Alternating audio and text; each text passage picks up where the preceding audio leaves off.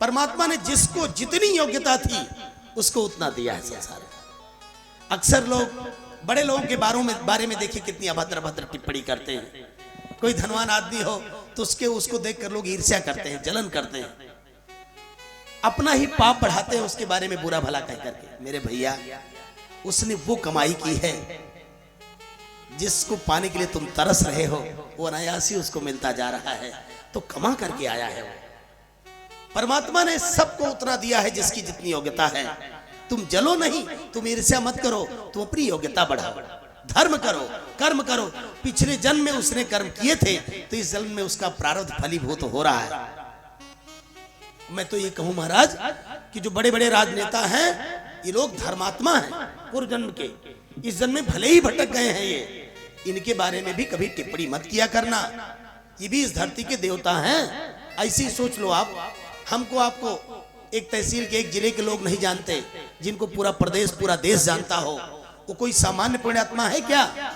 अब ठीक है, इस बार जैसा जो कर रहा है वैसा भरेगा, लेकिन पिछला तो कमा कर आया है भाई। ऐसे लोगों के बारे में कुछ भी अपशब्द कह करके आप अपना पाप मत बढ़ाया करिए। जो सफल है इस संसार में उसके प्रति श्रद्धावनत रहिए। और मैं तो यह कहता हूं महाराज, किसी सफल व्यक्ति के शरीर की हवा भी लग जाएगी तो तुम्हारा कल्याण हो जाने वाला है। बड़े लोगों के संपर्क में रहा करो, वो पुण्यात्मा है, वो पुण्य कमा कर आए हैं। जिस घर का सपना देख रहे हो तुम, वो घर अनायास ही चाहे तो 10 मकान उसी तरह जब भी चाहे बनवा सकता है। तो बोलो सामान्य व्यक्ति है वो सामान्य पुण्यात्मा नहीं है। किसी भी सफल व्यक्ति को देखकर ईर्ष्या मत करना, बल्कि इनसे निवेदन करना कि प्रभु आप कृपा कर देते दीनानाथ, अब तक जो चूक हुई सो हुई, सरकार हमसे ऐसा कुछ बने प्रभु का अगली बार मुझे भी ऐसा सौभाग्य मिले। ऐसी प्रार्थना प्रभु से किया करना। परमात्मा के वितरण पर संदेह करोगे तो सिर अलग हो जाएगा धड़ से, तुरंत दंड पा जाओगे। इसलिए कभी भी संदेह मत करना। अब भैया सारे देवताओं का अमृत बंट गया, अब बारी है दैत्यों की, लेकिन बांटे कौन? देवी जी तो गायब। अब देवी जी गायब हो गई तो महाराज सारे दैत्यों ने सोचा कि वो धोखा हो गया, वो देवी जी नहीं थी, वो छलिया विष्णु ही था। अब तो महाराज भयंकर देवासुर संग्राम हुआ, भयंकर देवासुर संग्राम हुआ। और उस देवासुर संग्राम में सारे राक्षस, सारे असुर मारे गए, यहां तक कि राजा बलि भी मार डाला गया। अंत चूंकि देवताओं ने अमृत पी लिया था इसलिए सब जिंदा रहे, सारे दैत्य मर गए। शुक्राचार्य जी को खबर लगी, वो आए संजीवनी विद्या से, उन्होंने सारे असुरों को पुनर्जीवित कर दिया। अब तो महाराज जब पुनर्जीवित किया तो बहुत प्रसन्न हो गया राजा बलि, और ब्राह्मणों के प्रति इतनी श्रद्धा करने लगा, अरे गुरुजी आप न होते तो हम सब गए थे काम से। हे गुरुदेव भगवान, अब आज के बाद आप जो भी कहोगे मैं वही करूंगा। शुक्राचार्य जी ने कहा, देखो चेला, तुम मेरी बात तभी मानते हो जब फंसते हो, जब काम निकल जाता है तो मेरी अवहेलना कर देते हो। अगर तुम मेरे कहने में हमेशा रहो तो तुम्हारी हमेशा विजय होती रहे। नहीं नहीं गुरुदेव, अब मैं वही करूंगा जो आप चाहोगे। अब तो महाराज दैत्यराज बलि बड़ी दंडवत करने लगा, ब्राह्मणों की बड़े बड़े यज्ञ करवाने लगा। और शुक्राचार्य जी ने कहा, देखो राजन, शतक्रतु होने के बाद ही इंद्रपद को प्राप्त कर सकते हो, तो यज्ञ करवाओ। आज महाराज नर्मदा नदी के तट पर बड़ा विशाल का यज्ञ हो रहा है, और उस यज्ञ में शुक्राचार्य जी यज्ञ करवा रहे हैं और राजा बलि यज्ञ कर रहा है अपने पुण्य को बढ़ाने के लिए। इधर समय बीतता गया। एक दिन माता अदिति ने कश्यप भगवान से कहा कि प्रभु मेरे बेटे कब तक दर दर की ठोकर खाते हुए घूमेंगे, कब तक ये गली और कोहरों में छुपते हुए घूमेंगे, सरकार इनका उद्धार कैसे होगा? कश्यप ऋषि ने कहा, देवी तुम चिंता मत करो, तुम्हें फाल्गुन महीने में शुक्ल पक्ष में पयोव्रत करना पड़ेगा। पयोव्रत करने से तुमको उत्तम संतान की प्राप्ति होगी। जो भी स्त्री उत्तम संतान पाना चाहे, फाल्गुन महीने के शुक्ल पक्ष में 12 दिन तक केवल अल्प मात्रा में दूध पी करके उसे व्रत करना चाहिए, उसे उत्तम संतान की प्राप्ति होती है। माता अदिति ने व्रत किया और कालांतर में माता अदिति के गर्भ से वामन भगवान का प्रकट हुआ। बोलो वामन भगवान की। वामन भगवान का छोटा सा सांवला सलोना शरीर है, गजब की कांति है वामन भगवान की। और जैसे ही वामन भगवान प्रकट हुए तुरंत ही उनका यज्ञोपवीत संस्कार स्वयं भगवान ब्रह्मा जी ने किया और अपना कमंडल वामन भगवान को ब्रह्मा जी ने दिया। अदिति मैया ने लंगोटी पहनाई और कश्यप जी ने मेखला पहनाई। महाराज मेखला क्या है? मेखला होती थी करधन, करधनी पहनते थे ना बच्चे, हम लोग बचपन में करधनी पहनते थे, हाथ में पैर में और यहाँ कमर में करधनी होती थी, वो धागे की होती थी। बड़े लोग और किसी के पहनते होंगे, हम लोग धागे के पहनते थे, काले काले धागे का। महाराज वो क्या था? हमारे संस्कार जो थे वैसे नहीं थे महाराज। वैसे जन्म वाले 80% संस्कार डॉक्टर साहब खा गए। डॉक्टर बताते हैं कि ना तो माता का दूध पीने पावे बच्चा और ना आंख में काजल लगाना है इसको। मतलब जो संस्कार हमको पुष्ट बनाते थे वो सब डॉक्टरों ने समाप्त करवा दिया। ये मेखला क्या था? मेखला थी हमारी कमर में बांधी जाती थी, पहनाई जाती थी।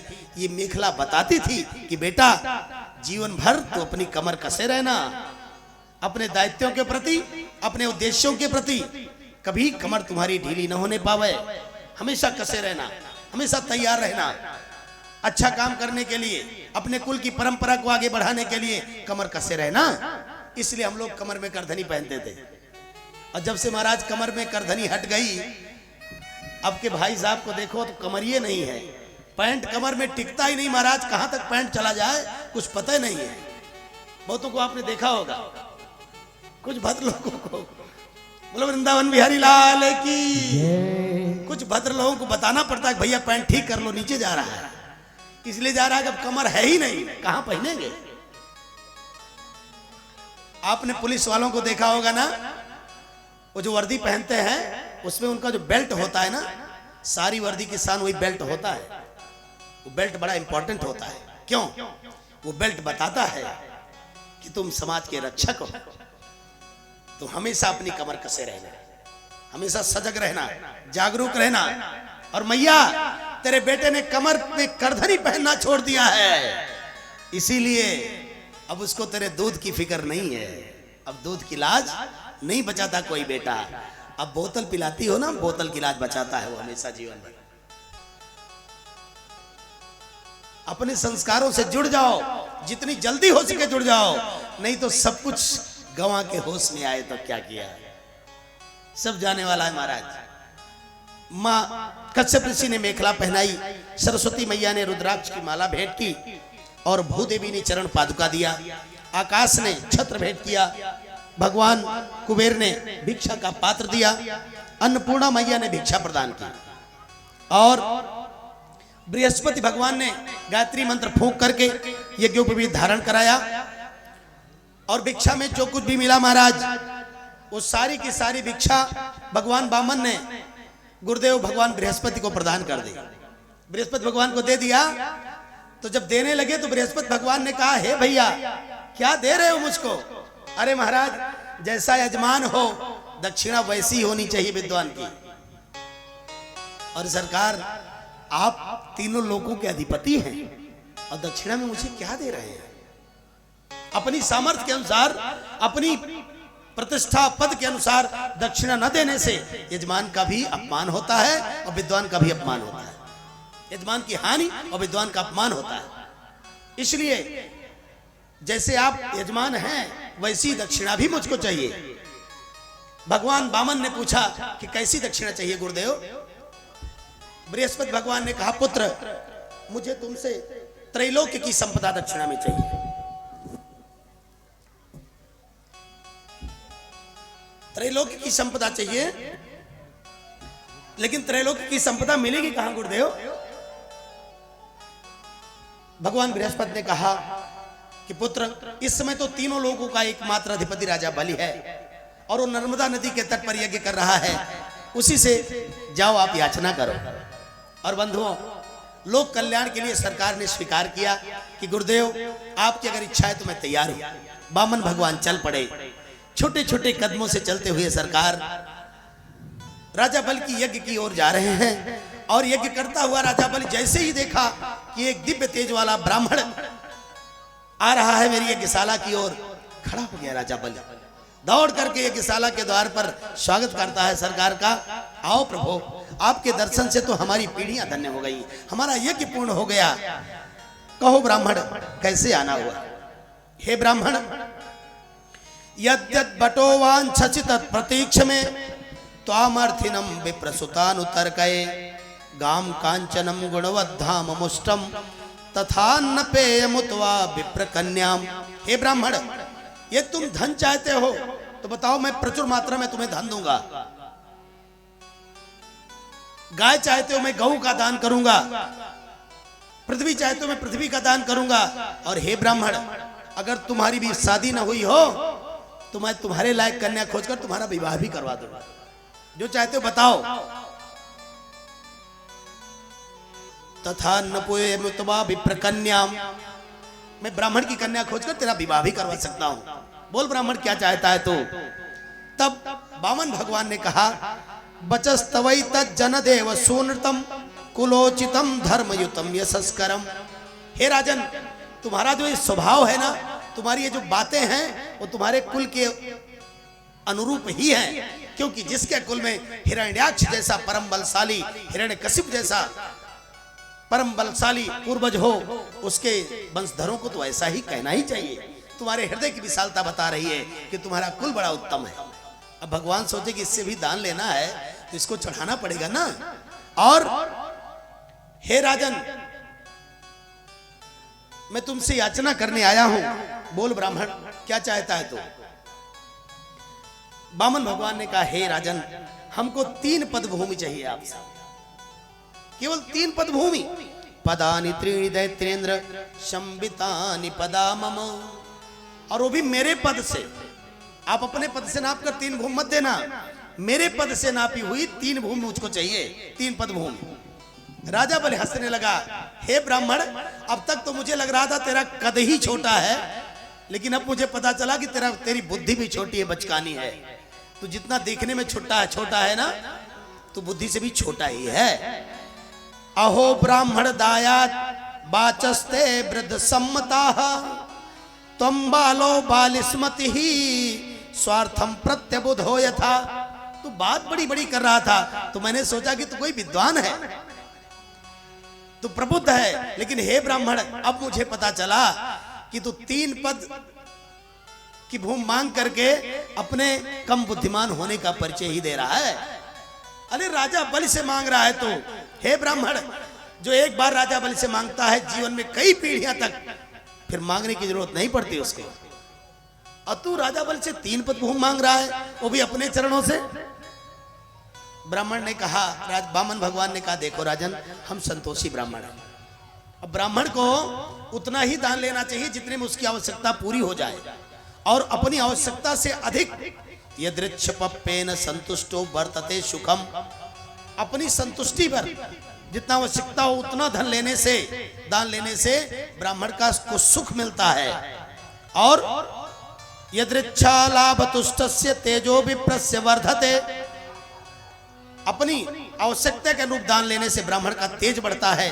और अगर योग्यता नहीं है और ब्राह्मण दान पर दान लिए जा रहा है और उसके अनुरूप जब तप नहीं करता है, तो उस ब्राह्मण के चेहरे की कांति नष्ट हो जाती है, उसके मस्तक का तेज समाप्त हो जाएगा, उसकी वाणी का ओज समाप्त हो जाएगा, उसका पुण्य क्षीण हो जाएगा। ब्राह्मण को भगवान इसलिए देते नहीं महाराज, वरना तो सही बात ही है महाराज, ऐसे कुल में पैदा किया है सरकार ने। कभी इनके प्रति बड़ा उपकार लगता है, इनके प्रति लगता है सरकार आपने कितना उपकार किया है। लोग कितना आदर देते हैं, कितना सम्मान देते हैं। श्री राम उमर वैश्य जी क्या, इनकी बहुएं, इनके बेटे दिन भर में 10 बार पूछते रहते हैं, गुरुजी आप बताइए तो क्या खाएंगे आप? अब भैया अपने राम दाल भात के अलावा कुछ जानते नहीं है। सामान्य रूप से सामान्य व्यवस्था में रहने वाले लोग, फिर भी ये लोग इतना कुछ खिलाते रहते हैं, इतना कुछ खिलाते रहते हैं। बताओ ये सौभाग्य कौन देता? इसीलिए तो मिला है कि तुम ब्राह्मण कुल में पैदा हुए हो। दुनिया वालों को आदमी रुपया देता है, कि भैया आप 10,000 ले लो, इनका घर फूंक दो, 1 लाख ले लो, इनको गोली मार दो। और हमको आदमी इसलिए रुपया देता है कि हे महाराज आइए मेरे घर, मैं आपका चरण धोकर चरणामृत दूंगा और आप भगवान का नाम ले लीजिए मेरे यहाँ, मैं आपको धन भी दूंगा, सम्मान भी दूंगा। भैया इसके बाद भी जो ब्राह्मण ईमानदारी से अपना काम नहीं करता है, वो ब्राह्मण केवल और केवल अपने पाप को बढ़ा रहा है, केवल और केवल अपने पाप को बढ़ा रहा है। इसमें यजमान का कोई दोष नहीं है। ऐसे कुल में पैदा हुए हो महाराज कि महीने में 10, 15 दिन, 20 दिन की तो गारंटी भगवान लेते हैं भोजन की। अगर कोई ब्राह्मण एक मीटिंग भोजन करता हो बाबूजी, तो महीने में 20 दिन तो दूसरे के यहाँ ही भोजन उसका रहता है आराम से। ऐसे पवित्र कुल में पैदा हुए हो कि आपको खिलाने के बाद व्यक्ति धन्य हो जाता है, आपको देने के बाद व्यक्ति धन्य हो जाता है, आपको देखने के बाद व्यक्ति धन्य हो जाता है, आपको छूने के बाद व्यक्ति धन्य हो जाता है। और हे ब्राह्मणों, अगर ऐसे कुल में पैदा हो करके भी तुम गायत्री नहीं जपते हो, भगवान का भजन नहीं करते हो, समाज के कल्याण के लिए यज्ञ कर इत्यादि कर्म नहीं करते हो, तो धिक्कार है तुम्हारे ब्राह्मण होने पर। ब्राह्मण नहीं हो, ब्राह्मण के नाम पर कलंक। इसलिए भैया अगर ये सौभाग्य कभी परमात्मा दे तो हमको अपना काम ईमानदारी से करना चाहिए। इसलिए हे राजन, अपने राम संतोषी ब्राह्मण हैं, हमको रंच मात्र भी लालच नहीं है, हमारी जितनी आवश्यकता है वो 3 पद भूमि मुझे दे दो बस। राजा बल ने कहा चल ब्राह्मण ठीक है, अगर तू इसी पर अड़ गया तो 3 पद भूमि मैंने तुझे दिया। राजा बलि से बामन भगवान ने कहा ऐसे कैसे दिया, चलो जल कुछ उठाओ, संकल्प करो। अब तो और जोर से हंसा राजा बलि। उसने कहा वाह रे ब्राह्मण, अब 3 पद भूमि देने के लिए मुझे संकल्प करना पड़ेगा। अरे ब्राह्मण, ऐसा काम तो कलयुग में लोग करते हैं कि अस्पताल में जाते हैं, नेताजी के जन्म दिवस पर 3 केला 6 लोग मिलकर के मरीज को देते हैं और फोटो खिंचाते हैं कि नेताजी के जन्मदिन पर अस्पताल में फल बांटते हुए। बताओ, ये दिखावा तो कलयुग के लोग करते हैं भैया, देने का दिखावा तो कलयुग में लोग करते हैं। और अगर मैं संकल्प करके दुनिया भर का आडंबर करके 3 पद भूमि दूंगा तो लोग हंसेंगे मुझ पर, ब्राह्मण ये कैसे होगा। भगवान बामन ने कहा देखो राजन, किसी भी ब्राह्मण को कभी भी बिना संकल्प के कोई दान नहीं लेना चाहिए। अगर कोई किसी ब्राह्मण को दे रहा है दक्षिणा तो बिना संकल्प के ना तो लेना चाहिए और ना ही किसी यजमान को बिना संकल्प के देना चाहिए। बिना संकल्प पे अगर वो यजमान देता है तो उसको दान का कोई फल नहीं है, और बिना संकल्प के अगर वो यजमान लेता है तो उसको भी लेने का दोष लगेगा, अपरिग्रह दोष लगता है। इसलिए राजन संकल्प तो करना पड़ेगा। अब संकल्प करने के लिए राजा बलि ने कहा चल ब्राह्मण, अच्छे खासे ब्राह्मण से आज पाला पड़ा है, तो जितना करवाना चाहता है करवा ले। तो ठीक महाराज, कुछ जल उठाओ। राजा बलि ने कुछ और जल हाथ में लिया। लोग कथा सुनाते समय कहते हैं कि जब टोटी में जल गिरने लगा तो शुक्राचार्य जी आगे बैठ गए टोटी में, फिर कुछ से छेदा तो आंखियां फूट गई। ये सब कहानी किंवदंती वाली है, भागवत जी में इस सब का कोई स्थान नहीं है। और देखो, गुरु तत्व जो है वो परम निष्पक्ष होता है। गुरु चाहे असुरों के हों और चाहे देवताओं के हों, गुरु इतना महान तत्व है बंधुओं, क्यों कभी भी गलत बात कर ही नहीं सकता है, चाहे दैत्यों के पक्ष में हो चाहे देवताओं के पक्ष में। गुरु का धर्म है अपने शिष्य के आत्यंतिक कल्याण के लिए हमेशा सत प्रयास करते रहना, और स्वामी शुक्राचार्य जी ने वही किया है। जब संकल्प लेने के लिए तैयार हुआ राजा बलि, तो शुक्राचार्य जी आए। उन्होंने कहा राजन, तुम किसको दान देने जा रहे हो, इनको पहचान तो लो, ये कौन है और बताओ। भगवान सामने खड़ा है, शिष्य भगवान को न पहचान पाए, एक ब्राह्मण मात्र जानता रहे, तो नुकसान गुरु का है कि नहीं। फिर गुरु बनाने का फायदा ही क्या हुआ। जब गुरु सामने खड़े हुए भगवान से परिचय न करा पाए शिष्य का, तो किस काम का गुरु। तो गुरुदेव भगवान ने अपने दायित्व का निर्वहन किया और यही बताया है उन्होंने भागवत जी में, हे पुत्र, तू जानता है जिसको दान देने जा रहा है ये कौन है। हे बलि, तू आज दुनिया का सबसे सौभाग्यशाली शिष्य बनने जा रहा है। हे बलि, जो संसार के कण कण को देता है, आज जगत को देने वाला ब्रह्म तेरे सामने हाथ फैलाकर खड़ा है। बलि, तो जिसको देने जा रहा है वो जगत का दाता है, तो इसको पहचान तो ले बलि कि कौन है। और यही तो कहा एस वैरोचने साक्षात भगवान विष्णुरव्ययः कश्यपादत तेर जातो देवानाम कार्य साधकः। हे बलि, एस वैरोचने साक्षात भगवान विष्णु अव्यय। हे वैरोचन, विरोचन के पुत्र राजा बलि, इनको पहचान लो, ये नारायण है, विष्णु हैं, जो तेरे सामने हाथ फैलाए खड़े हैं। और कश्यपात अदितेह जाता, कश्यप और अदिति के गर्भ से इनका जन्म हुआ है। और किस लिए आए हैं इसको भी जान लो। देवानाम कार्य साधक, देवताओं का काम बनाने के लिए आए हैं। अब बताओ इन तीनों बातों में भगवान शुक्राचार्य जी ने क्या गलत कहा, हमको बताइए। वही बताया उन्होंने जो गुरु को बताना चाहिए। अब तुम दो या ना दो, इस बात का कोई जिक्र नहीं किया। ये जान लो इनको कि ये ब्रह्म है जो जगत को देता है, जिनके नाम मात्र लेने से संसार का कण कण तृप्त हो जाता है। हे बलि, जगत का दाता तेरे सामने हाथ फैलाए खड़ा है और तू परम बड़भागी है बलि, तो इनको पहचान ले। इतना ही तो बताया। और हे बलि, ये भी बता दे रहा हूं, शास्त्र में ये भी लिखा है कि कुछ स्थान ऐसे हैं जहां पर झूठ बोलना पाप नहीं है। अगर तू चाहे तो झूठ बोल सकता है। कौन कौन? स्त्री सुनर्म विवाहे च वृत्यर्थे प्राण संकटे गो ब्राह्मणार्थे हिंसायाम नानृतम स्यात् जुगुप्सितम। बेटा थोड़ा बढ़ा दे, आज इतना बढ़िया साउंड चल रहा है जिसकी सीमा नहीं, बहुत अच्छा चल रहा है। इस बेटे के लिए एक बार ताली बजाइए सब लोग। थोड़ा बढ़ाओ बेटा, स्त्री सुनर्म विवाहे च, स्त्रियों के प्रसंग में। जैसे माताओं को सोना बहुत पसंद है, मैंने बताया था। ये मुंह फुलाए बैठी रहें और आप घर में आए और इनसे कहो देवी क्या चिंता कर रही हो व्यर्थ में, घबराओ नहीं, धनतेरस आ रही है ना, 3 तोले का लॉकेट बनवा कर दूंगा आपकी बार। और महाराज ये खुश हो जाएंगी। उस दिन तो आपको इतना बढ़िया खाना पीना मिलेगा, इतनी सेवा होगी पूछो नहीं। धनतेरस तक तो काम फिट है, ये खुश हो जाएंगे। इसका मतलब ये महाराज, स्त्री का घर में खुश होना बहुत जरूरी है।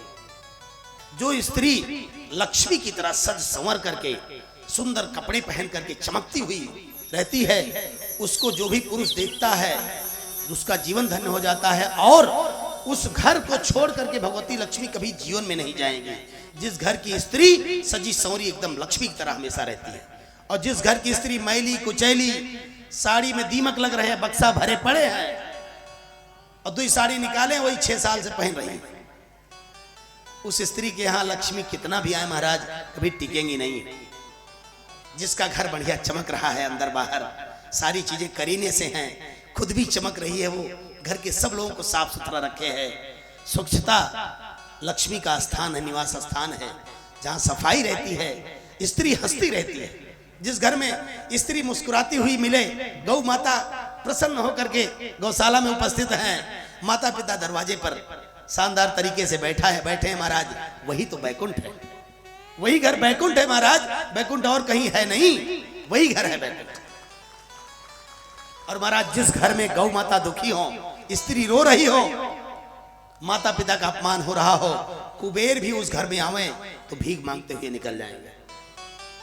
इसलिए स्त्रियों के प्रसंग में स्त्रियों को खुश रहना बहुत जरूरी है। किसी भी तरह से इनको आप खुश रखें। इनको खुश रखने के लिए आप रोज झूठ बोलिए, इसमें पाप नहीं लगता है। नर्म, नर्म माने हास परिहास में, हंसी मजाक में अगर झूठ बोल दिया आपने तो कोई दोष नहीं। विवाह, किसी कन्या का विवाह हो रहा हो और उसके विवाह में अगर आप झूठ बोल दें तो उस झूठ बोलने से भी आपको पाप नहीं लगता है। वृत्यर्थे, रोजी रोटी का सवाल हो, अभी थोड़ी देर रुक जाओ भैया, अभी थोड़ी देर रुक जाओ, बामन भगवान को लाओ यहीं बैठा दो और प्रभु की झांकी थोड़ी देर में लाए, थोड़ी देर में लाए। बामन भगवान को यहां बैठाइए। बोले वृंदावन बिहारी लाल की, बोले बामन भगवान की। मानो तो देव नहीं तो पत्थर। बंधुओं, गुरुदेव भगवान के आशीर्वाद से आपके बीच में बामन भगवान पधारे हैं। सब लोग हाथ जोड़कर इनका दर्शन करें, इनके प्रति अपनी अपनी श्रद्धा समर्पित करें। अब ध्यान से सुने कथा को। विवाह में अगर कोई संकट आने वाला हो किसके ऊपर? आपकी वृत्ति पर, रोजी रोटी पर किसी के संकट आने वाला हो और आपके झूठ बोल देने से अगर उसकी रोजी रोटी बच जाए तो झूठ बोलना पाप नहीं होता है। और गौ और ब्राह्मण की हिंसा हो रही हो, हत्या हो रही हो, अगर यहाँ भी आपको झूठ बोल देने से उसका प्राण बच जाए तो यहाँ भी झूठ बोल देना पाप नहीं होता है। राजन, अगर तुम चाहो तो झूठ बोल सकते हो। राजा बलि ने कहा, गुरुदेव, आपके शिष्य को वो सौभाग्य मिलने जा रहा है जिसे पूरे जगत को देता है। आज उसका हाथ नीचे होगा और राजा बलि का हाथ ऊपर होगा। प्रभु, इस सौभाग्य को मैं कैसे जाने दूंगा?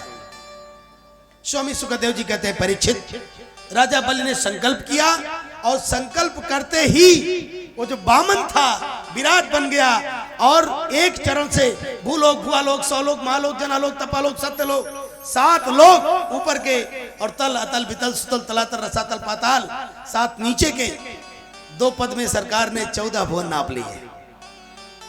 बोलो विराट पुरुष भगवान की।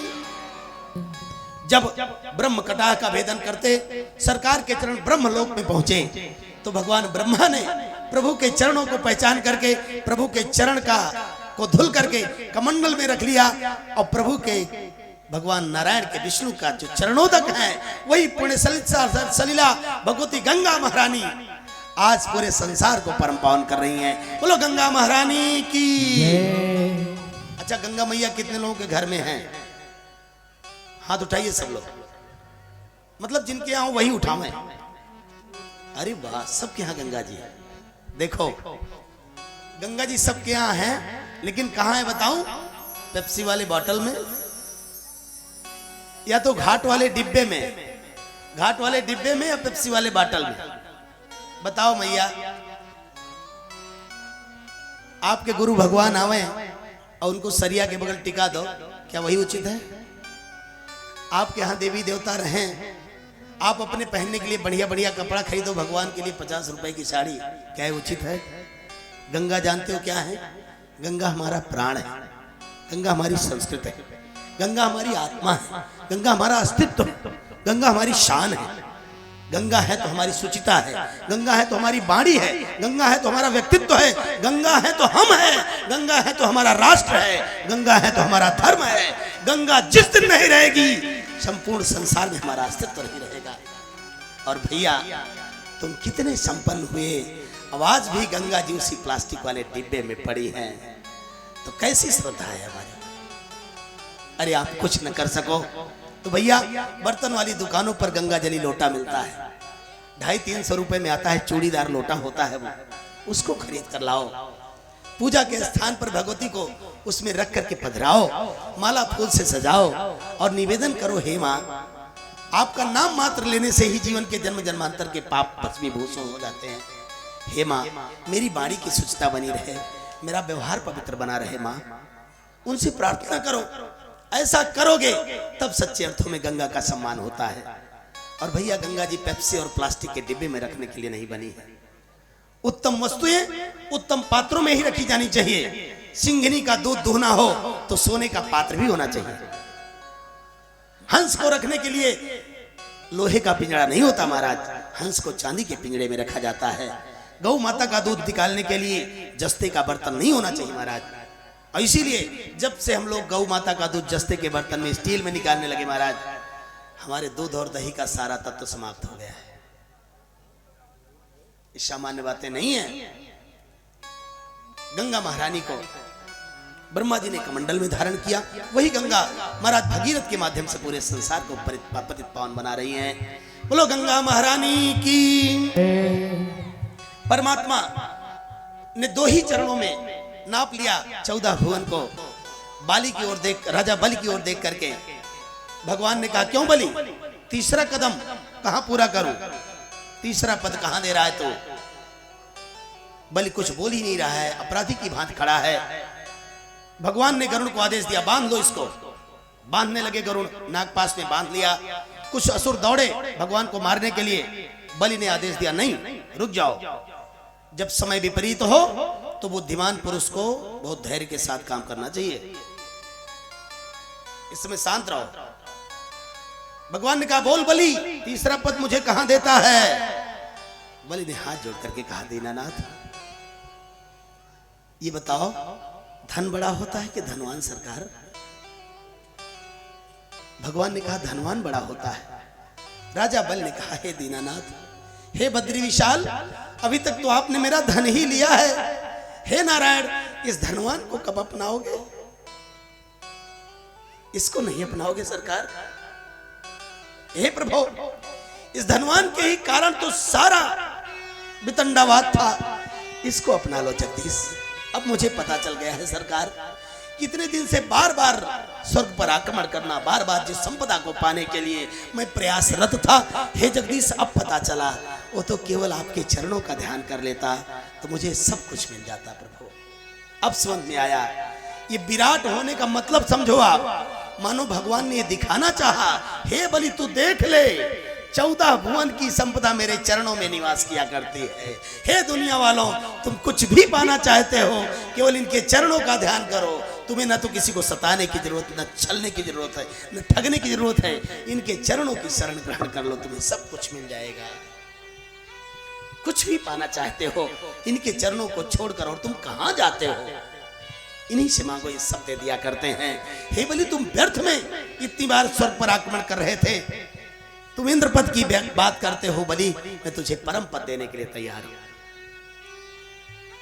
पदम तृतीयम कुरु शीर्षणि में निजम, हे सरकार ये तीसरा पद मेरे सिर पर रख करके मुझे अपना लो। परमात्मा ने यही किया, प्रभु प्रसन्न हो गए, राजा बलि को सुतल लोक की संपदा दिया। हे बलि, अगले मनवंतर में तू इंद्र बनेगा, तब तक मैं तुझे सुतल लोक देता हूं, जो कि इंद्रलोक के समान ही ऐश्वर्यवान है। अब महाराज प्रसन्न हो गया राजा बलि, और भगवान ने आदेश दिया कि जाओ सुतल लोक का राज्य करो। राजा बलि ने हाथ जोड़ करके कहा दीनानाथ, कुछ मांगना है आपसे, मांगो, क्या मांगना चाहते हो बलि? बलि ने कहा दीनानाथ, मैं यही मांगता हूं आपसे कि सुतल लोक के जितने दरवाजे हैं ना, जिस भी दरवाजे से जब भी निकलूं सरकार, आपका दर्शन मुझे होता रहे, केवल इतनी कृपा कर दो दीनानाथ। भगवान ने कहा ठीक है बलि, मैंने तुझे दिया, इसका मतलब समझना, सुतल लोक के दरवाजे पर नहीं, सुतल लोक मानी ये शरीर, इसमें निकलने के 9 दरवाजे हैं। जब अंतिम समय आता है तो इसमें निकलने के 9 दरवाजे हैं। प्रत्येक सनातन धर्मी का यह धर्म है कि वो प्रभु को हर दरवाजे पर विराजमान करा दे, पधरा दे प्रभु को, कि प्रभु जिस भी सांस से अंतिम सांस बने, उस सांस पर आपके नाम के सिवा दूसरा कुछ भी ना हो, हर क्षण प्रभु का नाम आपकी जुबान पर हो। हे दीनानाथ, इन आंखों से कुछ भी देखूं तो आपको देखूं, कान से कुछ सुनूं तो आपको सुनूं, मुंह से कुछ बोलूं तो आपको बोलूं, चरणों से कुछ चलूं तो आपको चलूं, आपकी ओर चलूं, हाथों से कुछ करूं तो आपका करूं, बुद्धि से कुछ सोचूं तो आपको सोचूं। यही दरवाजे हैं, इन दरवाजों पर मेरे भाई भगवान को पधराओ, अपने जीवन के क्षण क्षण की बागडोर सरकार के हाथों में सौंप दो, निश्चिंत हो जाओ। जब भी जाओगे इस संसार से राजकुमार बनकर जाओगे। प्रसन्न हो गए परमात्मा, राजा बलि को सुतल लोक भेजा। इधर देवर्षि नारद जी बैकुंठ लोक गए। मैया बाबा कहाँ हैं? क्या बताऊं नारद, काफी दिन से गए, लौट करके आए नहीं। अरे कैसे लौट कर आएंगे, उन्होंने राजा बलि की नौकरी कर ली है, अब वहीं रहते हैं। भगवती रमा जाती हैं, राजा बलि से राखी बांधी, भैया उपहार में मुझे ये तेरा गेट मैन चाहिए। बलि ने कहा बहन तू मांग रही है मेरे जीवन धन को, लेकिन आर्य परंपरा है कि राखी के दिन भाई बहन को उपहार देता है। जो भी मांगती है बहन, भाई अगर समर्थ है तो देना चाहिए। जा बहन, मैं तुझे अपना दारवान दे दिया। भगवती नारायण को लेकर के बैकुंठ लोक आई। स्वामी सुखदेव जी कहते हैं परीक्षित, अब तुम और क्या सुनना चाहते हो? भगवान के और भी अवतार हुए, एक बार तो मत्स्य अवतार हुआ। मत्स्य अवतार के पश्चात 9 स्कंद की कथा में भगवान स्वामी शुक्राचार्य जी अम्बरीश जैसे भक्त की कथा सुनाते हैं। हे परीक्षित, अम्बरीश जी चक्रवर्ती सम्राट थे, लेकिन परमात्मा की 8 याम सेवा किया करते थे। एक बार एकादशी का व्रत थे, द्वादशी में पारण करने के लिए जैसे ही तैयार हुए, दुर्वासा ऋषि आ गए। कोई ब्राह्मण दरवाजे पर आ जाए इस बात के लिए मैंने हाथ जोड़ा था आपसे, इसको याद रखना मैया। आपका पड़ोसी भी आपके घर आवे तो पहला काम आप यही करना कि भैया बैठो, उनको कुर्सी दीजिए, आसन दीजिए और उनसे तुरंत कहिए लीजिए गिलास पानी पी लीजिए। एकदम बगल के ही आ रहे हो तब भी इस नियम को कभी छोड़ना मत। आपका बहुत बड़ा लाभ होगा अगर आपने अपना लिया इसको। जो भी आपके घर में है, कुछ नहीं है मेवा मिष्ठान, तो एक गिलास पानी ही दो, भैया लो पानी पी लो। इससे राहु ग्रह कभी प्रतिकूल नहीं होंगे, हमेशा अनुकूल रहेंगे आपके। ये काम जरूर करना। अब द्वादशी में पारण करने की बेला है, दुर्वासा ऋषि आ गए। तुम्हारा संत को, ब्राह्मण को, विद्वान को, अतिथि को खिलाए बिना कैसे खाएं? प्रभु चले प्रसाद पालें तो मैं भी एकादशी का व्रत पारण करूं। दुर्वासा ने कहा मेरी संध्या बेला है, मैं अभी आता हूं स्नान करके। चले गए, बहुत देर तक लौटे ही नहीं। अब एकादशी का व्रत निष्फल जाता अगर पारण ठीक समय पर ना हुआ तो। ब्राह्मणों से पूछा क्या करूं महाराज, दुर्वासा ऋषि आ ही नहीं रहे।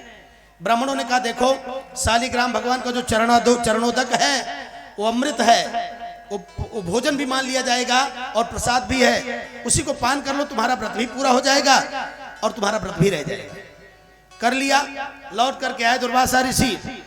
जब ये बात पता चली क्रोधित हो गए महाराज, अपनी जटा उठाकर पटकी, कृत्या को प्रकट किया, खाने के लिए जैसे ही दौड़ी।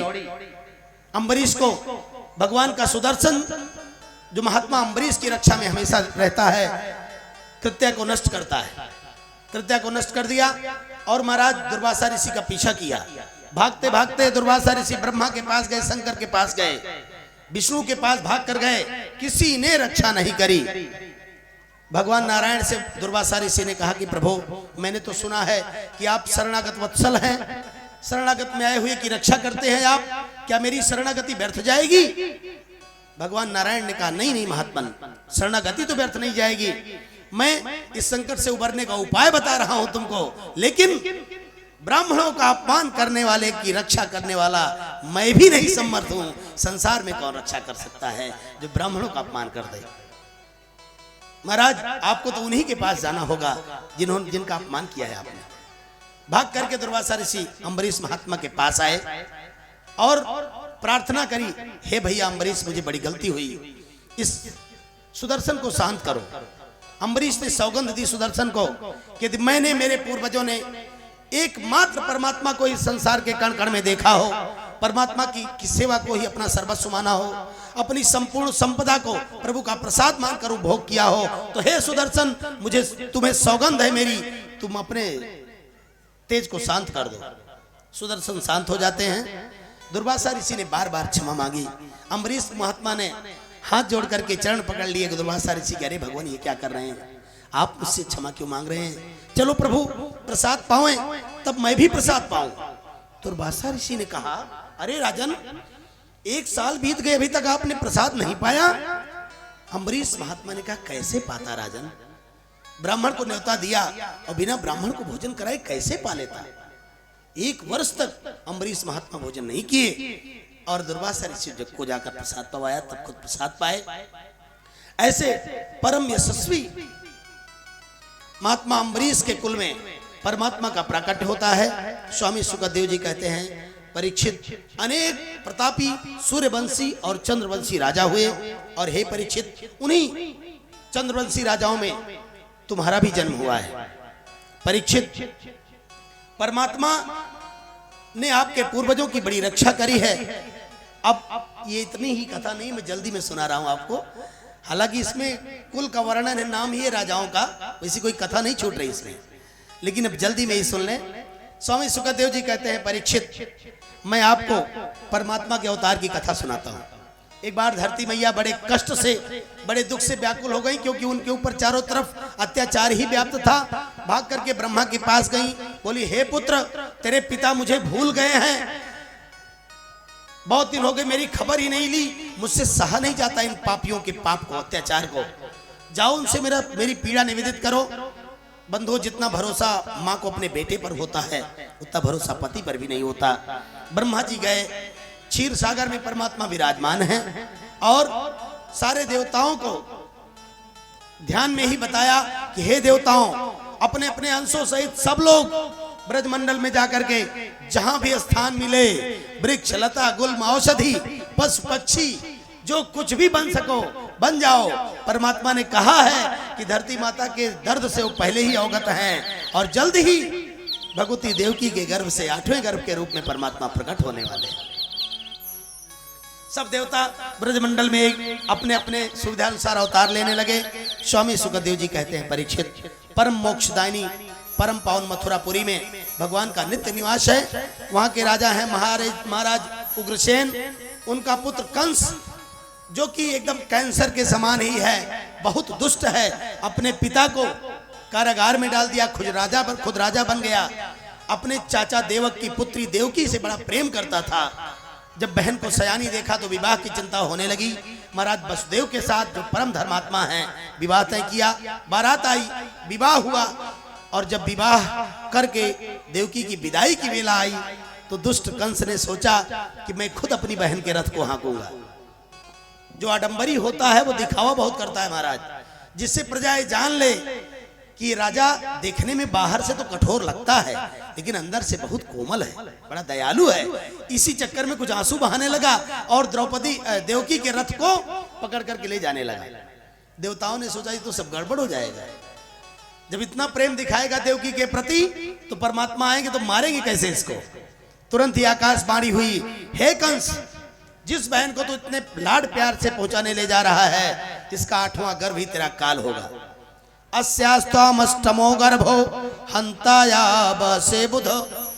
हे कंस, इसका 8वां गर्भ ही तेरा काल होगा। और महाराज ये शास्त्र कहते हैं, नृपस्य चित्तम कृपणस्य वित्तम मनोरथम दुर्जन मानवानाम त्रिया चरित्रम पुरुषस्य भाग्यम दैवो न जानाति कुतो मनुष्य। राजा का चित्त और दुष्ट का कृपण का वित्त कब बदल जाए इसका कोई भरोसा नहीं होता महाराज। और दुष्ट का मनोरथ, स्त्री का चरित्र, पुरुष का भाग्य कब बदले किसी को पता नहीं होता महाराज। इस दुष्ट ने अब तक जो बनावटी आंसू बहा रहा था, खड्ग निकाल करके देवकी के केस पकड़े और मारने के लिए तैयार हो गया। पाणी ग्रहण कर चुके थे वसुदेव जी। पत्नी की रक्षा करना सब प्रकार से पति का धर्म है, इसलिए उसकी रक्षा करनी थी। बुद्धिमानी से काम लिया महाराज वसुदेव ने। जब विपत्ति आवे तो व्यक्ति को धैर्य से काम लेना चाहिए। और देखो कितनी विनम्रता से बात कर रहे हैं वसुदेव जी। हे वीर, ऐसा तवा नुजा बाला कृपणा पुत्री कोपमा हंतुम नारहसि कल्याणी मिमाम तम दीन वत्सल। वसुदेव जी जान रहे हैं कि बिल्कुल दीन वत्सल नहीं है, दीनों पर तो इसको कभी दया आई नहीं, फिर ये देखो कह रहे हैं दीन वत्सल। हे वीर, ये तो आपकी बेटी के समान है, छोटी बहन बेटी के समान होती है, इसको मार करके आपको अपकीर्ति होगी राजन। हे दीन वत्सल, आपको ये शोभा नहीं देता। मृत्यु जन्मवताम वीर देहेन सह जायते। हे वीर, मृत्यु और जन्म तो शरीर के साथ ही आ जाते हैं। जैसे ही व्यक्ति जन्म होता है मरने के लिए उसी क्षण दौड़ पड़ता है।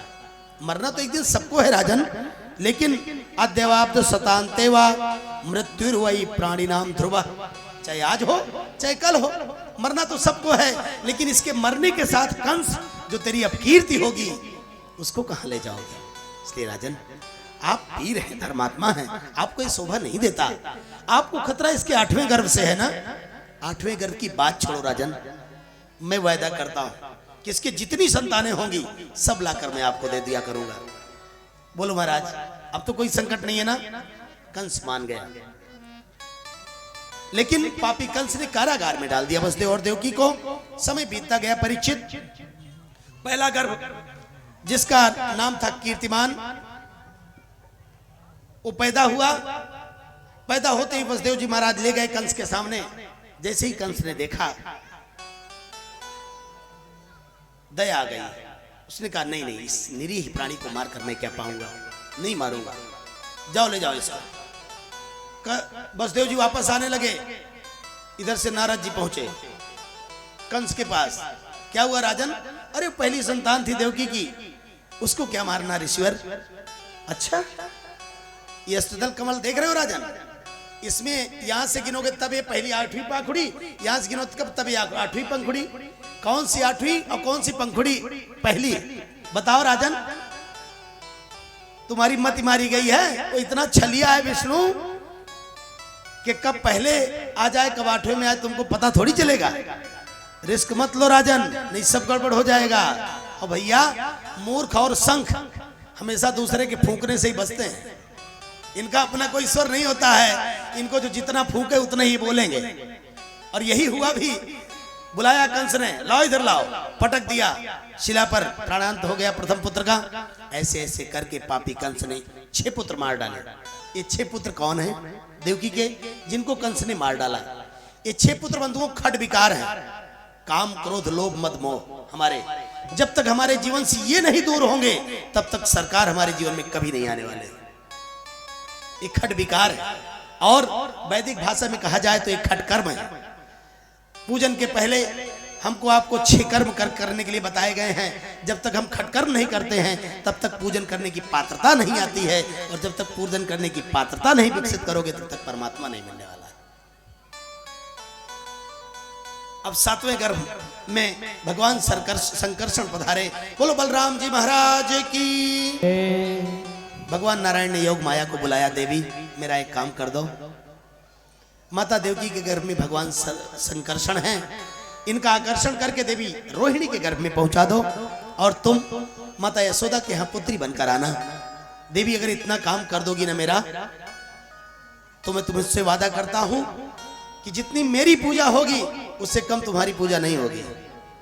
दोनों नवरात्रियों में लोग तुमको जयंती मंगला भद्रकाली कहेंगे, दुर्गा कहेंगे, अष्टभुजी रूप में तुम घर घर पूजी जाओगी। मैया तुम मेरा इतना काम कर देना, बाबा जाएंगे तुमको उठा कर लाएंगे, पापी कंस मारने चलेगा तो दूर चली जाना। पूरा वृत्तांत भगवान ने समझा दिया। योग माया ने देवकी के गर्भ से संकर्षण का आकर्षण करके देवी रोहिणी के गर्भ में पहुंचा दिया।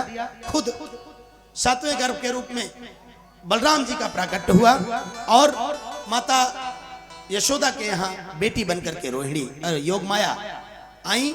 इधर बंधुओं 8वां गर्भ माता देवकी के गर्भ में आया। परमात्मा जो विराट है वो लघु बनकर के, छोटा बनकर के देवकी के गर्भ में आया। अब तो महाराज चारों वेद, सारे देवी देवता गर्भ की स्तुति करने लगे। और बंधुओं इसीलिए मैं बार बार कहता हूं कि भारत की धरती पर स्त्री बनकर पैदा होना ये जन्म जन्मांतर के पुण्य पूंजीभूत होते हैं, तब स्त्री की योनि प्राप्ति होती है। क्योंकि बंधुओं मैया केवल भारत ही है जहां तुम्हारे गर्भ की स्तुति देवता करते हैं, वेद करते हैं मूर्तिमान होकर के। जहां आने के लिए परमात्मा तरसते हैं, तुम्हारे गर्भ में आकर के भगवान पवित्र हो जाया करते हैं। मैया तुम कोई सामान्य नहीं हो, तुम रत्न गर्भा हो, तुम बदनिया बंदनिया हो, पूजनिया हो। केवल भारत ही ऐसा है जहां गर्भ की स्तुति की जाती है। गूगल पर सर्च करके देख लो महाराज, दुनिया के सैकड़ों ऐसे देश हैं जहां गर्भ होटलों में परोसा जाता है, प्लेट में गर्भ को खाया जाता है। एक भारत ही ऐसा है जहां पर माता के गर्भ की स्तुति होती है। इसीलिए मैया मैं बार बार कहता हूं कि तुम्हारे ऊपर बड़ी जिम्मेदारी है राष्ट्र के निर्माण की। यदि तुम जाग गई तो पूरा राष्ट्र सोने का हो जाएगा।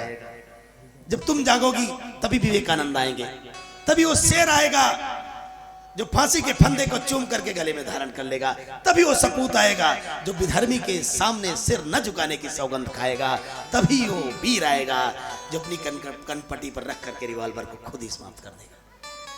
तुमको जागना पड़ेगा,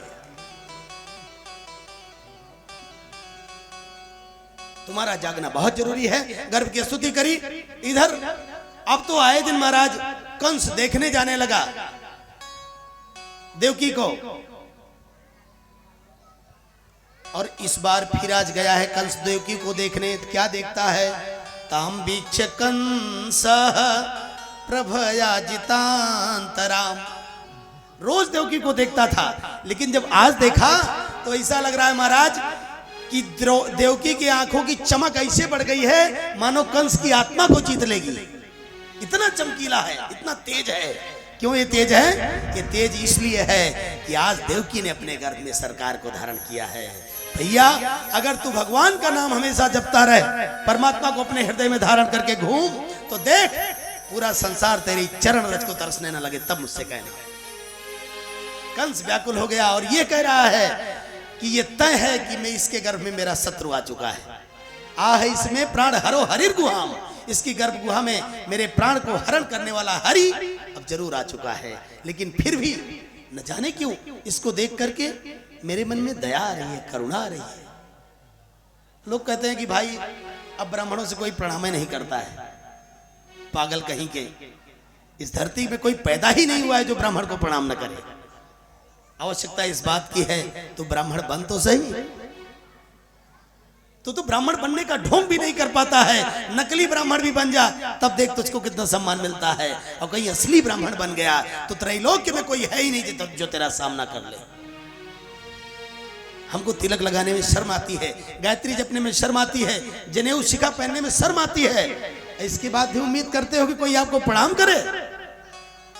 भैया मैं आपसे हाथ जोड़ूं, कभी भी किसी ऐसे ब्राह्मण को प्रणाम मत करना जिसको आप जानते हो कि दारू पीता है, ये मांस खाता है। अगर उसको प्रणाम कर रहे हो तो जो जिसके पास है वही तो देगा। आप किसी से मांगने जाओगे, उसके पास चावल है तो चावल देगा, गेहूं है तो गेहूं देगा। जब पुण्य है ही नहीं तो देगा क्या आपको? तो जो है वही तो देगा। तो फालतू में बैठे बैठा है उसको लेने के लिए उसको प्रणाम मत करो। ऐसे व्यक्ति का तिरस्कार होना चाहिए। लोग भंडारा करते हैं, उसी पंक्ति में हमको भी बैठा दिया, उसी पंक्ति में उनको भी बैठा दिया। जो कल शाम तक होश में ही नहीं थे, उनको भी 50 रुपए दक्षिणा, हमको भी 50 रुपए दक्षिणा। तो जब दोनों को बराबर सब कुछ मिल रहा है तो काहे लिए अपनी दारू छोड़ेगा भाई? जब बराबर सम्मान मिल रहा है, बराबर सत्कार हो रहा है, उनका भी पैर धो रहे हो, हमारा भी पैर धो रहे हो, आपको साहस करना पड़ेगा, आपको खड़े होना पड़ेगा। जो भी ऐसे गलत काम करते हैं उनको अपमानित करना पड़ेगा। अब अपमानित करने का मतलब मारपीट नहीं करनी है, लेकिन उनके सम्मान में कमी करनी पड़ेगी, तभी उनमें सुधार आएगा। नहीं तो काहे छोड़ेंगे अपना व्यसन। स्वामी शुकदेव जी कहते हैं, परीक्षित अब वो मुहूर्त आया, वो समय आया, भादव का महीना, कृष्ण पक्ष, अष्टमी तिथि, दिन बुधवार, रोहिणी नक्षत्र, हर्षण योग आ गया, बभकरण। आज मध्य रात्रि के 12 बजे और देखते देखते कंस के कारागार में संसार को बनाने वाले सरकार चतुर्भुज रूप में वसुदेव और देवकी के समक्ष विराजमान हो गए। बोलो भक्तवत्सल भगवान की जय। परमात्मा को देख करके वसुदेव और देवकी ने प्रार्थना करी। माता देवकी ने कहा, भैया बेटा प्रभु, मैंने इस रूप में आने के लिए थोड़ी कहा था आपको, आप तो अद्भुत बालक बन के आए हैं। हे प्रभु, हमने तो ऐसी कामना करी थी कि आपको गोदी में धारण करूंगी, अपना स्तनपान कराऊंगी। परमात्मा ने पूरा वृत्तांत समझा दिया वसुदेव जी को। पिताजी, जैसे ही मैं छोटा बनूं मुझे नंदराय जी के यहाँ पहुंचा देना गोकुल में, वहां पर कन्या मिलेगी, उसको लेकर यहाँ लाना। और अब बिल्कुल निश्चिंत हो जाओ आप लोग, एक को पैसा की चिंता करने की जरूरत नहीं है। मैं तुम्हारा बेटा नहीं हूं, बल्कि कंस रूपी कैंसर की दवाई समझो मुझको। अब मैं उसको ठीक करके ही मानूंगा पिताजी। अब वो आपका बाल बांका नहीं कर सकता, और मेरे लिए भी बिल्कुल घबराना मत। और बंधुओं, प्रत्येक पुत्र का धर्म यही है कि वो अपने माता पिता को अभय प्रदान कर दे। वो कहे कि हे पिताजी, अब तक आप दिहाड़ी करते थे, अब अगर मुझे दिहाड़ी करना पड़ेगा तो दिहाड़ी करके आपको खिलाऊंगा, और नौकरी लग गई तो कमा कर आपको खिलाऊंगा। अब आपको चिंता करने की कोई जरूरत नहीं है, निश्चिंत हो जाओ। अब आपने बेटे को पैदा किया है तो आपको परिश्रम नहीं करने दूंगा। और बंधु, यही हुआ। परमात्मा को माता देवकी ने अपने गोद में धारण किया, और माता के स्तन से इतना वात्सल्य उमड़ा कि प्रभु को जैसे ही प्रभु के मुख में अपना स्तन पधराया, धन्य हो गया जीवन। वसुदेव जी ने उठाया, लेकर चल पड़े। सारे बंदीजन, सारे पहरेदार सो गए, सारे बंधन टूट गए। इसका प्रताप ही है, अगर परमात्मा को सिर पर धारण करोगे बंधुओं, तो संसार के सारे बंधन अपने आप टूट जाते हैं। कोई पहरेदार कभी भी आपका कुछ नहीं बिगाड़ सकता। लेकर चल पड़े वसुदेव जी। यमुना रानी ने देखा सरकार आ रहे हैं, सरकार के दर्शन के लिए जैसे ही आगे ऊपर बढ़ी चली आ रही हैं, ऊपर बढ़ी चली आ रही हैं। कंस के ठोड़ी तक आ गया पानी। नारायण ने कहा, पगली है, ससुर जी लगते हैं और तुझे कुछ शर्म लिहाज है कि नहीं? इनके सिर पर चढ़ी आ रही है। यमुना रानी ने कहा, भगवान घाट पर आने के बाद भी अगर आपका चरणोदक नहीं ले पाई तो मुझसे दुर्भाग्य और कौन होगी। प्रभु ने अपने चरण नीचे किए, यमुना जी ने चरणोदक लिया, घुटनों के नीचे बहने लगी वसुदेव जी के।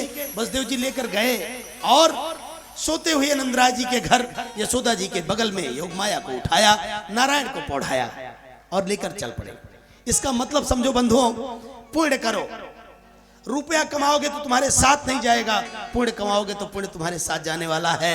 भैया कहां तो परिश्रम करते करते दीमक लग गए तो भगवान नहीं मिले, और भगवान कृपा करते हैं तो ऐसे करते हैं कि सोते हुए गोकुल में सरकार चले गए। महाराज जिनके यहाँ गए उनको पता तक नहीं है कि प्रभु मेरे यहाँ आया। ये है प्रभु कृपा। प्रभु पाने से नहीं मिलते हैं, चाहने से नहीं मिलेंगे, प्रभु अपनी कृपा से ही मिलते हैं। जैसे ही यशोदा रानी की नींद खुली महाराज, और इधर वसुदेव जी लेकर आए। जैसे ही कारागार में पहुंचे, बेड़ी बंधन बंध गए, सैनिक जग गए। खबर करी कंस को, कंस आया और लाला के स्थान पर लाली को देखा। फिर भी सोचा ये छलिया है, कैसे भी आ सकता है।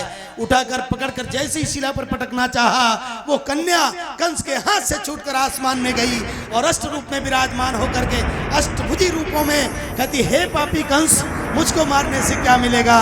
तुझको मारने वाला तो संसार में कहीं पैदा हो चुका है। बोलो दुर्गा महारानी की, बोलो दुर्गे मैया की। इधर कंस देव की वसुदेव से क्षमा मांगता है, कारागार से मुक्त करता है, बहुत पछता रहा है। और यशोदा रानी की जैसे ही नींद खुली महाराज, अपने बगल में जगत के पालनहार को देखा। धन्य हो गया यशोदा का जीवन।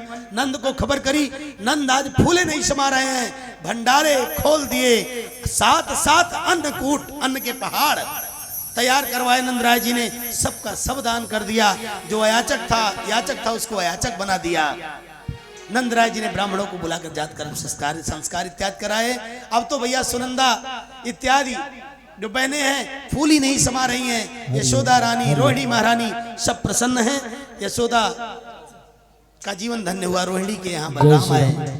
आइए हम लोग भी, आज गजब का उत्सव हो रहा है नंदराय जी के आंगन में। आइए हम लोग भी श्री राम उमर वैश्य जी के आंगन में परमानंद के आगमन के इस शुभ अवसर पर सब लोग मस्ती में झूम करके आनंद से इनका प्राकट्योत्सव मनाएं। आप सबको भगवान श्री कृष्णचंद्र के जन्म दिवस की बधाई हो, बधाई हो, बधाई हो।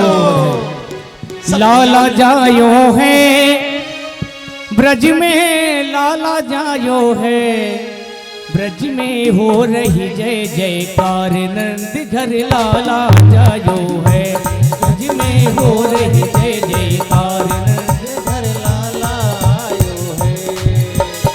लाला जायो है ब्रज में, लाला जायो है, राजा जायो है ब्रज में, लाला जायो है।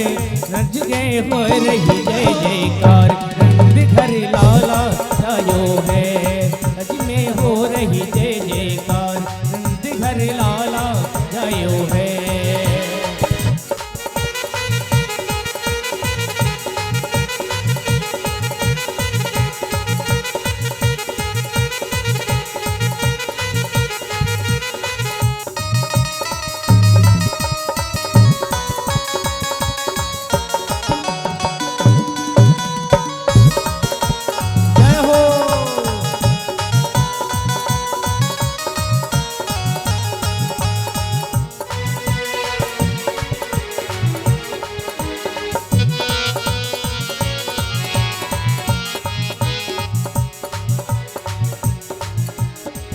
योथ नंद के घर आवे, योथ नंद के घर आवे। बाल बाल सब हिल मिल गावे, बाल बाल सब हिल मिल गावे। योथ नंद के घर आवे, योथ नंद के घर आवे। बाल बाल सब हिल मिल गावे, बाल बाल सब। ब्रह्म समान आज सुख, ब्रह्मानंद समान आज सुख, सबने पायो है ब्रज में हो रही जय जयकार नंद घर लाला जायो है।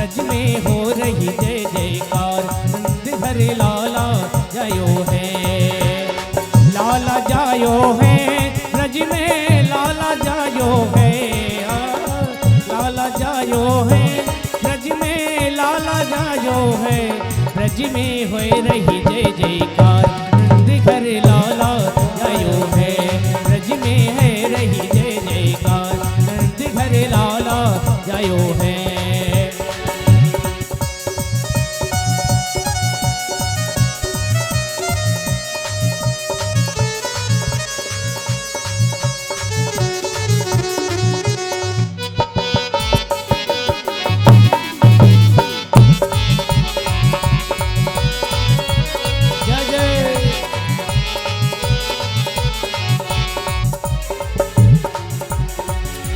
ब्रज 84 कोस में भैया, ब्रज 84 कोस में भैया, धन्य है नंद यशोदा मैया।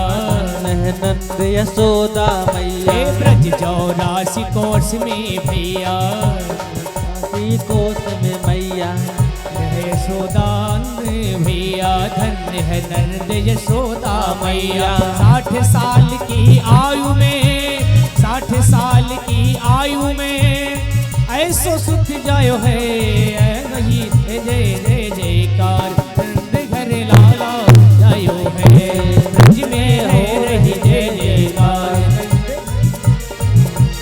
हे लाला जायो है, ब्रज में लाला जायो है। हाँ, लाला जायो है, ब्रज में लाला जायो है। ब्रज में है रही जय जयकार। नंद घर लाला आयो है, ब्रज में है रही जय जयकार। नंद घर लाला जायो है।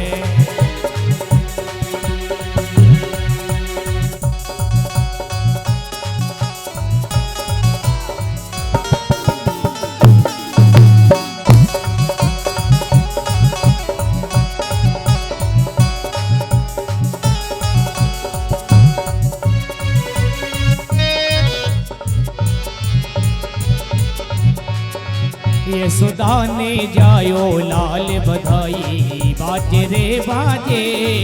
यशोदा ने जायो लाल बधाई, बाजे रे बाजे। बाजे रे बाजे बधाई, बाजे रे बाजे हो। बाजे रे बाजे बधाई, बाजे रे बाजे। यशोदा ने, ओ यशोदा ने, यशोदा ने जायो लाल बधाई, बाजे रे बाजे। यशोदा ने जायो लाल बधाई, बाजे रे बाजे।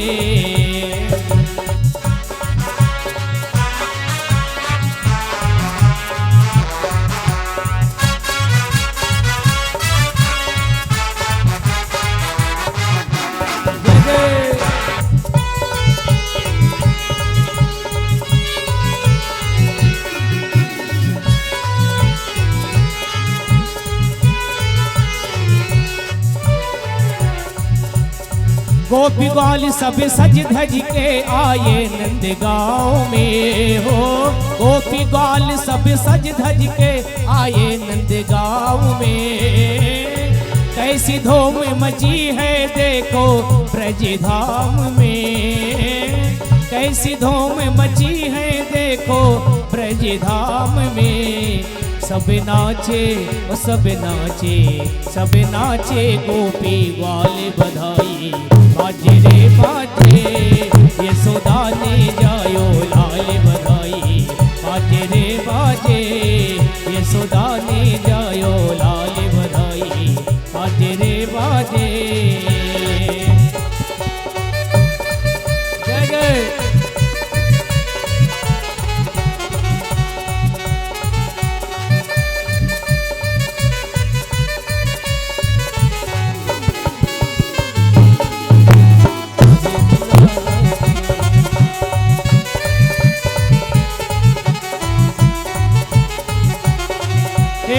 जायो ऐसो लाल ब्रज में आनंद छायो है हो।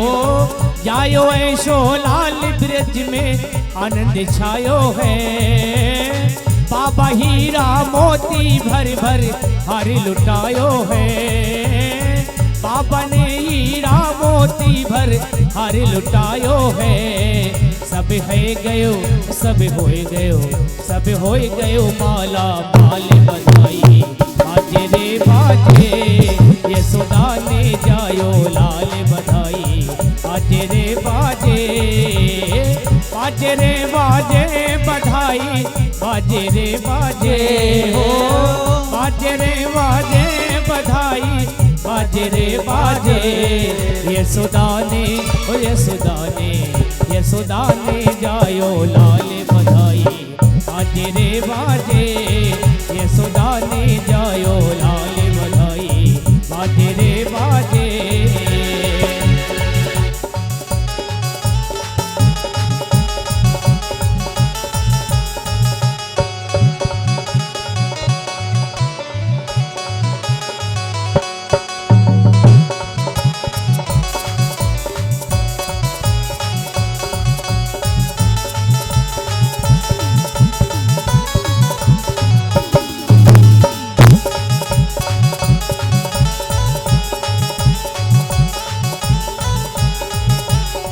श्याम सलोनी सावरी सूरत अखिया कजरा रे। श्याम सलोनी सावरी सूरत अखिया कजरा रे। राधा रमन नंद लाला की जावे बलि हारे। प्रभु भक्तन ओ प्रभु भक्तन प्रभु भक्तन के प्रतिपाल बधाई। बाजे रे बाजे यशोदा ने जायो लाल बधाई। बाजे रे बाजे बाजे रे बाजे बधाई। बाजे रे बाजे बाजे रे बाजे बधाई। बाजे रे बाजे यशोदा ने जायो लाल बधाई। बाजे रे बाजे यशोदा ने जायो लाल बधाई। बाजे रे बाजे यशोदा ने जायो लाल बधाई। बाजे रे बाजे यशोदा ने जायो लाल बधाई। बाजे रे बाजे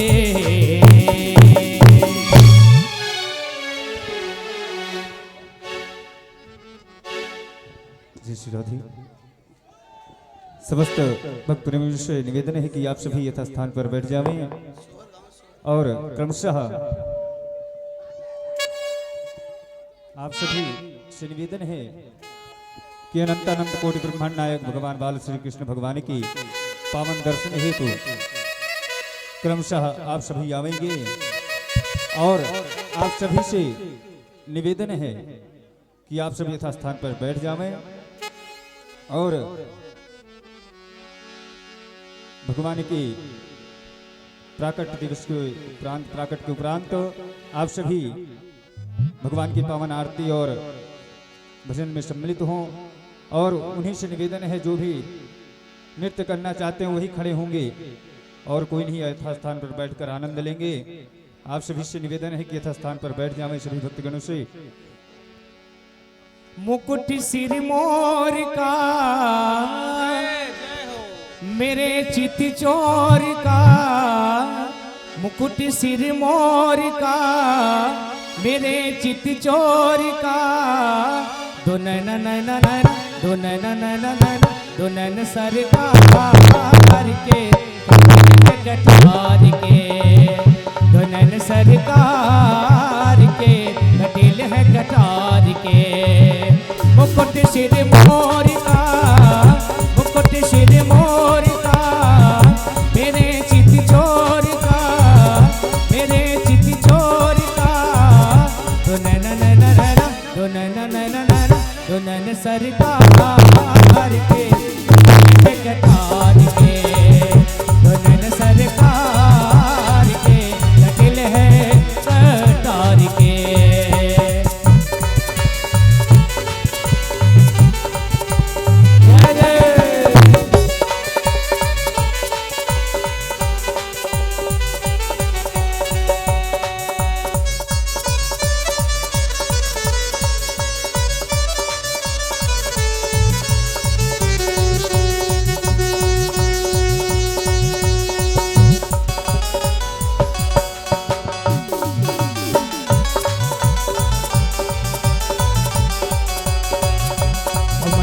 जाए तेरे नैनों को देख के। कमल ल जाए तेरे नैनों को देख के भोले घटाएं तेरे कजरे की रेख पे, भोले घटाएं तेरे कजरे को देख के ए मुखड़ा निहार के राधे, ए मुखड़ा निहार के जय हो। चाँद के तो द्वार पे जय हो। तो चाँद गए हार के, तो नैना नैना नैना तो नैना नैना नैना तो नैना सरकार के कटिल है कटार के, तो नैना सरकार के कटिल है कटार के। जय जय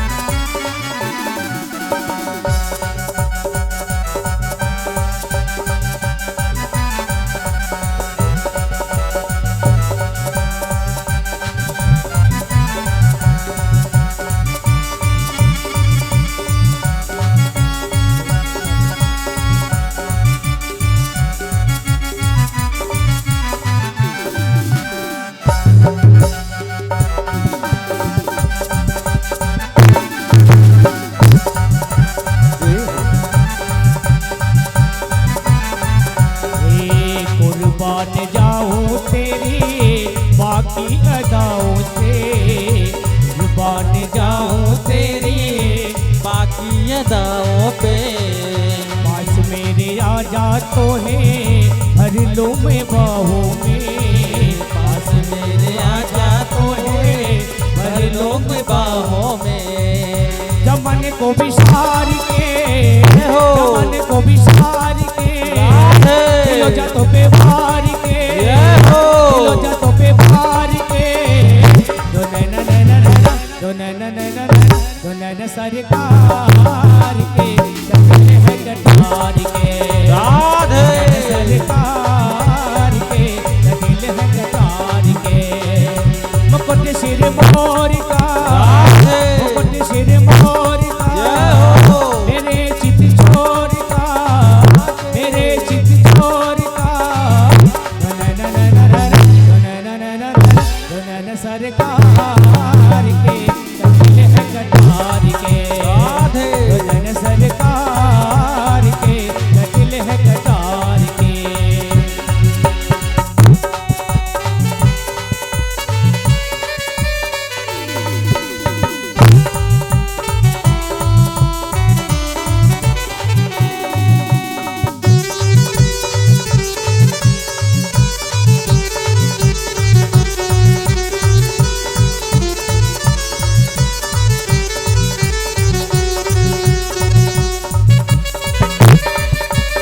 जय जय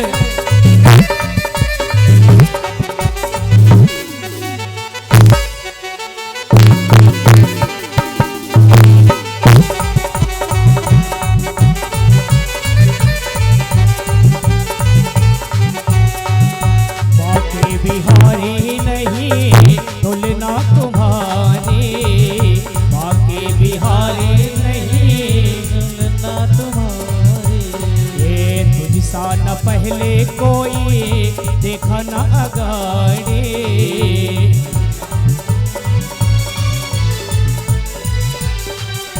दीवानों ने विचार के राधे। दीवानों ने विचार के जय हो।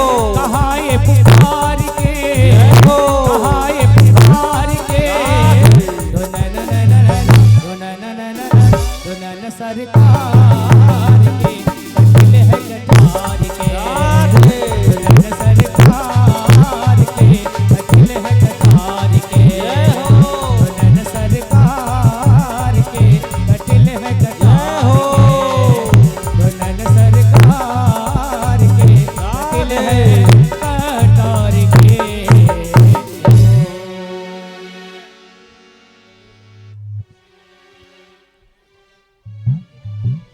जय श्री राधे श्याम। समस्त भगवत प्रेमीजनों से आग्रह है कि यथास्थान पर खड़े हो जाएं और श्री भागवत भगवान की पावन आरती में सम्मिलित हों।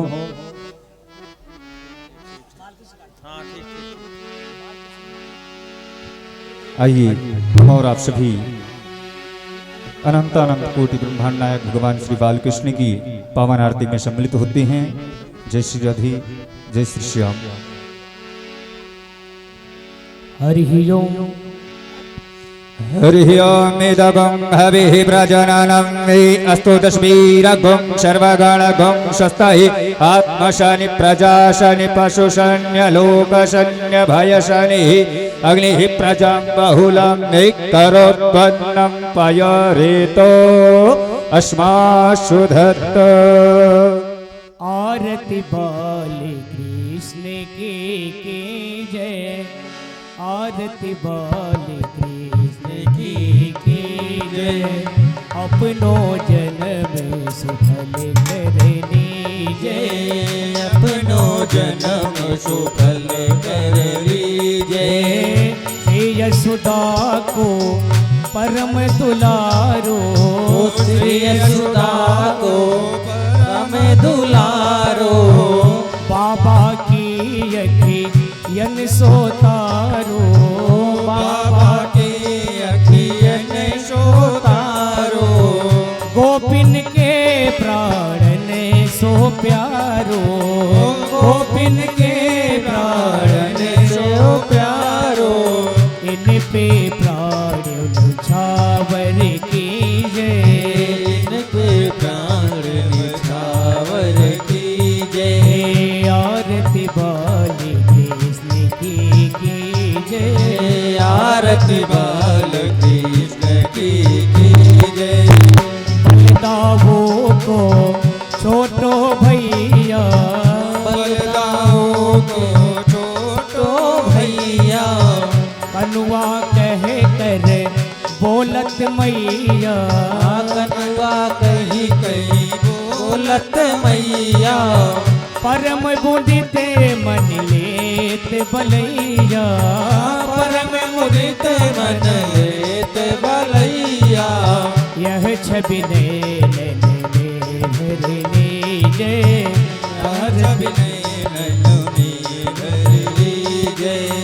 आरती बाले की जय, आरती बाल कृष्ण की कीजिए। तो तर बोलने मधुर सुहावे, तो तर बोलने मधुर सुहावे। सखन संग खेलते सुख पावे, खेलत लत सुख पावे। सोई सुखती जो इनको ध्यावे, सोई सुखती जो इनको ध्यावे। अब इनको अपनो कर लीजिए, अब इनको अपनो कर लीजिए।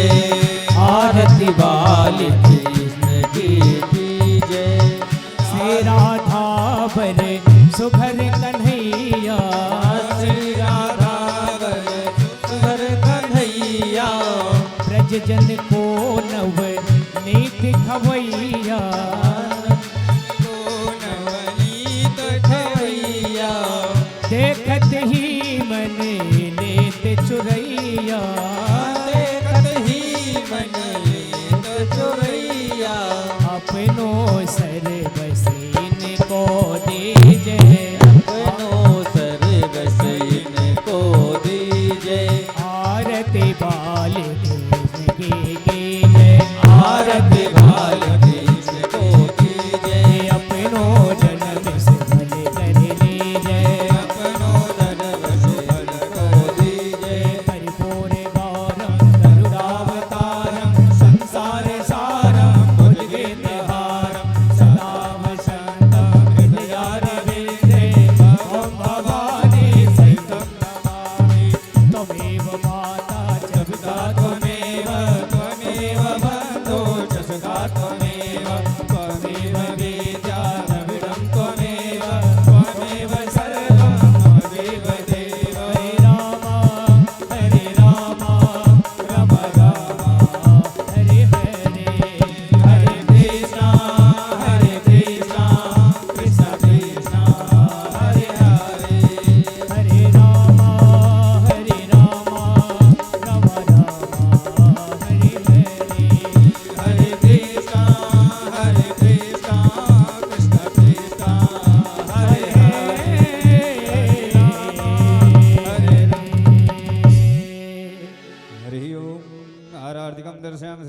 महापुराणाय नमः श्री बालकृष्णाभ्यां नमः आराधिकान्ते प्रदक्षिणामः। आप सभी यथास्थान पर दाहिने घूम जावे। हरि ओम यानि कानि च पापानि जन्मान्तरकृतानि च तानि सर्वाणि नश्यन्तो प्रदक्षिणामपदे पदे। हरि ओम आराधिकं दर्शयामि श्री बालकृष्णाभ्यां नमः आराधिकान्ते जलं शीतलं करलं पुष्पादि देवाधिवन्दनम्। हरिओम। जैसे इतना समय दिया आप सबने, आप सबसे निवेदन है कि बस कुछ क्षण के लिए अपने स्थान पर बैठ जाइए। सबके पास आरती जा रही है और अब आपके ही स्थान पर आपको प्रसाद मिल जाएगा। जिनको प्रसाद मिले वही उठें, तब व्यवस्था बन पाएगी। इतने लोगों को प्रसाद वितरण करना बहुत कठिन नहीं है, लेकिन आप सहयोग करेंगे तब। आप अपने स्थान पर बैठे रहें, जब प्रसाद मिल जाए तभी उठेंगे। जिन्होंने बाल कृष्ण का दर्शन न किया हो, बारी बारी से आकर के दर्शन कर लें, बामन भगवान का दर्शन कर लें और प्रसाद सबको मिल जाए। आरती ग्रहण सब लोग कर लें, वहाँ किनारे से प्रसाद को बांटना शुरू करें।